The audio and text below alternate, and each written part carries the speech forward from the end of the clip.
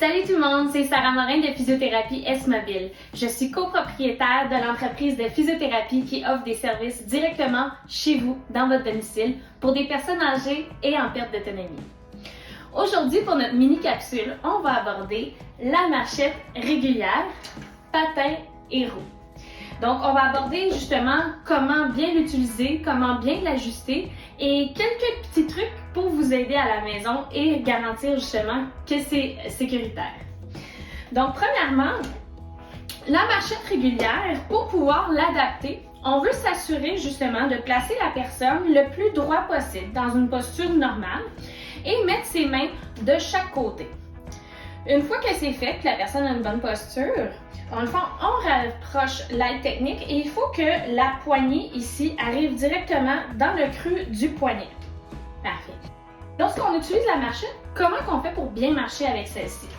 Donc l'important, c'est de toujours rester à l'intérieur du cadre de marche. C'est un peu les mêmes choses qu'on va regarder, on va regarder beaucoup au niveau de la posture, voir si ça a du sens.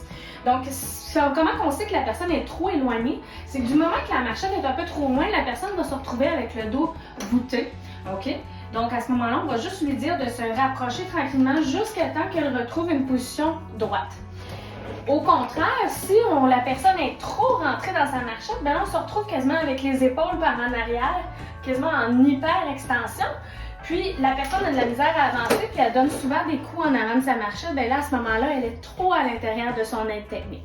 Donc, on veut vraiment s'assurer d'être à l'intérieur de la marchette, pas trop rapproché, pour avoir une belle posture droite lorsqu'on utilise celle-ci. Maintenant, une marchette, c'est fait pour quoi? C'est fait pour marcher.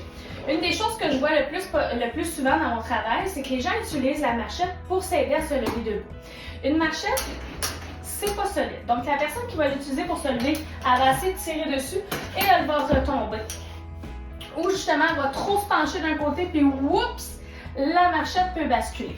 Donc, on veut vraiment s'assurer d'utiliser la marchette une fois qu'on est debout pour notre équilibre et ensuite de partir avec celle-ci pour marcher. Donc, je vous vois venir tout de suite. Donc, j'ai des petites femmes à la maison qui disent « Ben oui, mais moi, les patins, ils graffinent mon plancher. » Et là, vous avez tendance à voir justement les marchettes avec les balles de tennis. Mettez pas de balles de tennis, je ne le conseille pas, parce que le feutre, une fois qu'il s'abîme, on tombe sur du caoutchouc. Et lorsqu'on glisse avec la marchette sur le plancher et qu'on prend le caoutchouc, bien, ça peut freiner abruptement la marchette et créer un déséquilibre.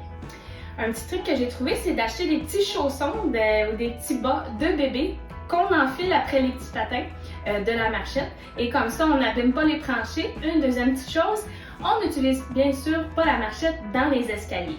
Donc, si on a besoin de monter à l'étage ou quoi que ce soit, on utilise la main courante et quelqu'un d'autre peut monter la marchette à l'étage pour vous. Si ce n'est pas le cas, ben, je vous suggère d'en avoir une pour le premier étage et d'en installer une deuxième en haut si vous avez besoin de vous promener avec celle-ci.